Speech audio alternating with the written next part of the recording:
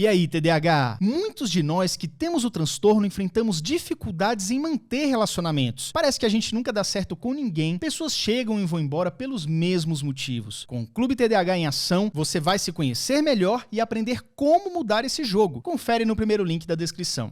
Quando eu entrei na faculdade de engenharia, na época eu passei em 12 faculdades federais. Muito bom, cara. 12. E aí, eu não tinha um bom relacionamento, não é que eu não tinha um relacionamento ideal com meu irmão, né? Porque meu pai faleceu, eu tinha 1 ano e meio de idade. E a vida colocou o meu irmão, coitado, numa posição, e ele tinha 14 para 15 anos, de ser o chefe da casa. Então ele colocou isso na cabeça dele, né? Então, e meu irmão não tinha esse papel. O papel do meu irmão era de ser irmão. Então isso criou um abismo entre a gente. E aí, o Simon ainda era tímido demais, que eu acabei de falar pra você, devido à rejeição, devido a não se adaptar com os amigos.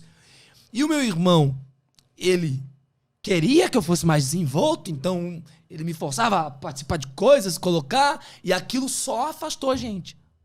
E aí, aconteceu um episódio uma vez, no ensino, na minha adolescência, de bullying e tal, que eu sofri, que eu cheguei na minha casa e eu olhei no espelho e eu falei assim, a partir de hoje você nunca mais vai ser essa pessoa. E a partir daquele dia eu virei um Simon que era o oposto. O Simon oposto de ser tímido. Eu virei comunicativo, que já era, mas foi um oposto também. Sabe quando eu oposto demais? Então eu era o cara tímido, que não falava com ninguém, certinho, e de repente eu virei o oposto demais, que também não é saudável. Né? Que é o que arrumava treta, discutir com o professor. Tá entendendo? Que começou a beber pra caramba. O oposto total. Que também não era eu. Mas foi fundamental. Olha o problema de autoimagem que a gente começa a criar. De não saber quem sou. Então, tudo isso... e aí, fez com que eu sempre tinha uma dificuldade muito grande, cara, de me aceitar. De aceitar a minha realidade, de aceitar quem eu era. Né? E eu não conseguia transitar. Ou era uma coisa ou era outra. 880. Né? Por quê? Porque eu queria sempre com medo de não agradar. Nunca tinha coragem de não agradar. E aí, passou esse processo, né? Eu fui crescendo. E aí chegou no ensino médio ali pro final, eu lembro que eu virei esse cara comunicativo. Eu fui o orador da sala, obviamente, na formatura. E aquele dia eu lembro que o meu irmão me viu um Simon diferente. Simon comunicativo, adorado na sala, quase menina, aquelas coisas. E aí ele virou a chave, falou, quem é esse meu irmão que eu não conheço? Né? E aí a gente se aproximou. E como foi a primeira vez que a gente tinha se aproximado, eu falei, eu não quero perder isso. E eu comecei a fazer engenharia porque era o sonho do meu irmão fazer engenharia. Caraca. Porque eu queria fazer engenharia. Resultado, eu fiquei 2 anos e meio fazendo engenharia, larguei. E quando eu larguei a engenharia, eu lembro que eu comecei a estudar sozinho para fazer relações públicas, que era o que eu sempre quis fazer. E aí tinha relações públicas na Universidade Estadual de Londrina. E eu fiquei estudando 3 meses sozinho em casa. Larguei, não contei pra minha família, porque minha mãe mandava o único dinheiro que ela tinha pra fazer faculdade. Sim. E engenharia era de manhã e à tarde. Nossa, puxado. Não dava pra eu trabalhar, né? E minha mãe mandava aquele dinheiro todo, ia pra eu pagar, né, a pensão, que eu morava num pensionato. Sobrava um pouquinho ali, então. Como que falar pra minha mãe que eu tranquei uma faculdade depois de 2 anos e meio, né? Eu não falei. E fiquei estudando 3 meses sozinho e passei em relações públicas em 3º lugar na época ainda. Caraca. Né? E aí eu fui falar porque eu ia largar. Quando eu falei pra minha família que eu larguei engenharia pra fazer relações públicas, meu irmão ficou muito puto. Minha mãe ficou muito puta. Porra, mas tu abandonou, cara. Era só os R$1.000 que a mamãe tinha do salário dela pra te mandar, velho. Seu irresponsável. Tu tá maluco? Vagabundo. Ficou vagabundiano, irresponsável. Né? E eu falei, eu não... Volta pra cá agora. Tu vai arrumar um emprego aqui, tu vai fazer um negócio aqui. Não. Tu foi vagabundo, não sei o quê. Não, eu entendo eles, tá, gente? Eu não tô criticando, não, pelo amor de Deus, tá? Amo, inclusive. E eu falei, não vou voltar. Aí, então a gente vai cortar o dinheiro que a gente te manda, que você vai ser obrigado a voltar. Eu falei, pode cortar. E aí foi um momento de virada também na minha vida, porque eu estudava na UEL de manhã, de 8 a meio-dia, 8h30 até meio-dia. Entrava num shopping pra trabalhar de vendedor de celular. Na Oi. Só que eu não vendia nem celular, eu vendia pacote de TV. Tá? Das 1h50 que eu entrava, 1h45, até 10 da noite. E o salário que eu ganhava lá não era suficiente. Então eu comecei a trabalhar no evento, em barzinho, à noite. Pra ajudar nos barzinhos. Foi ali que comecei. Então eu trabalhava, olha isso, tava de manhã, trabalhava de tarde e à noite pra ter grana pra me manter. Mas foi isso que me fez criar maturidade suficiente pra tocar minha vida. A partir daí, nunca mais eu fui depender da minha mãe, da minha família. Exatamente. Você tá entendendo? Foi graças a isso que me viram que eu era desenvolto. Por exemplo... Porque você se mostrou, você teve que sair da toca. Eu falei, eu estou morando em Londrina. Estou fazendo relações públicas. Eu falei, como eu vou fazer pra conhecer as pessoas influentes da cidade? Aí eu lembro que tinha uma balada que chamava Mansão Palhano, que só ia os ricos milionários. Só que eu nunca tinha ido porque eu não tinha dinheiro. Falei, vou lá.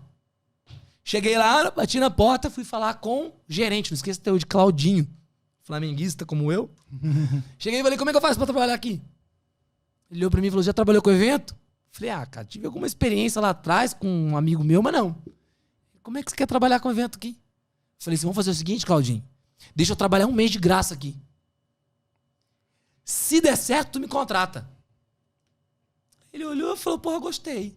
Demorou então, entra. Nóis. Falei, cara, e aí? Meu primeiro dia na mansão foi como trabalhando. E aí ninguém me conhecia, pô. Isso, acho que tem a ver com isso que a gente tá falando, né? Como é que é o nome da palavra que você falou? Displicência salutar. Que é você ser teimoso. Não, displicência salutar é o seguinte. Quando você... Nunca tinha ouvido, tô aprendendo. Displicência salutar é um termo que era usado quando a Grã-Bretanha meio que cagou para as colônias inglesas que tinham lá nos Estados Unidos. Tipo, os Estados Unidos é a potência. Tiveram que correr e aí, como não teve exploração, tipo assim, durante muitos anos a coroa ignorou os Estados Unidos, por isso que eles se desenvolveram. Isso. Entendeu? Aí, porque teve que... vamos lá. É nóis. É isso. Nós. Então é sobre exatamente isso. Então olha isso, a minha família ignorou, eu fiz acontecer. Certo? Exato. Outro ponto, eu entrei na mansão. A hora que eu entrei na mansão, cara, ninguém me deu assistência pra nada, eu não conhecia ninguém. Então, sabe o que aconteceu? Eu comecei a ficar lá fora. Eu falei, bom, como eu não conheço ninguém, eu tenho que fazer um trabalho que eles não fazem aqui. Porque promotor, produtor de evento, ficava só lá, ó, os camarotes, os garçom, faz isso, faz aquilo. Dane-se garçom, dane-se segurança, dane-se o atendimento. E aí eu comecei a passar de mesa em mesa. Comecei a me apresentar. Porque eu tinha o objetivo de conhecer as pessoas. E como ninguém me dava ideia, os promotores na época, depois eu fiz uma viagem com todos, mas me rejeitava porque eu não sei ninguém, eu ficava lá fora com segurança. E aí na segunda semana, eu lá fora com segurança, parou 4 carros na frente. E aí o segurança começou a falar, cadê o promotor, cadê o promotor? E eu tava lá, falei, tô aqui. Quem que saiu do carro? Galvão Bueno. Então meu primeiro cliente fixo que eu fidelizei na casa foi o Galvão Bueno. Que falou pros donos da balada, procurou e falou assim, quem que é aquele menino que eu atendi, que me atendeu? Eu quero ele. E o dono nem sabia que eu existia. Porque foi o gerente que tinha falado. Aí ele chegou, quem que é o tal de Simon aqui? Que diz que trabalha aqui, que atendeu o Galvão? E eu fui contratado. Então, as coisas sempre aconteceram dessa maneira. Com eu me colocando e eu em situações que me causavam desconforto, né? Me largavam, mas eu ia lá e fazia. Então você pegava o boné, jogava e saía correndo pra pegar. Era quase exatamente isso que eu fazia. Exatamente. Então é isso. Essa questão da displicência salutar que eu falo é justamente isso. Porque muitas pessoas com TDAH buscam o oposto. Descobre o diagnóstico e quer o calor do colinho da mamãe. E aí que tá, não tô zoando com a sua cara não. Tô falando que isso é até uma reação natural do tipo assim, meu Deus, finalmente... A gente entende. A gente entende. A gente já passou por isso. Só que na hora que a gente percebe que a gente, de um jeito ou de outro, leva uma porta na cara, tipo assim, eu não vou ter esse colo que eu tô tanto querendo, você não tem outra saída a não ser confiar no seu taco e começar a fazer do seu jeito a coisa acontecer. E aí que o TDAH, geralmente, no meu caso, no caso do Simon também, que tá meu convidado aqui contando essas histórias, a gente tá passando por isso, e é isso que tá sendo a aprovação necessária pra gente conseguir seguir se desenvolvendo, mesmo sendo TDAH. E provavelmente o Phelps é a mesma coisa. Sim, pô. Ele não chegou lá porque ele é TDAH. Não, ele é TDAH, que é uma espécie de superpoder, romantizando bem escrotamente. Sim. E aí é por causa disso, ele é medalhista. Não, cara, ele teve muita aprovação, só que ele teve que dar o melhor dele todo dia, se esforçar o dobro do que os outros nadadores, para aí sim, apesar do TDAH, passando por tudo que ele passou, ser um grande medalhista olímpico. E as coisas só acontecem quando você tá em movimento, não tem jeito.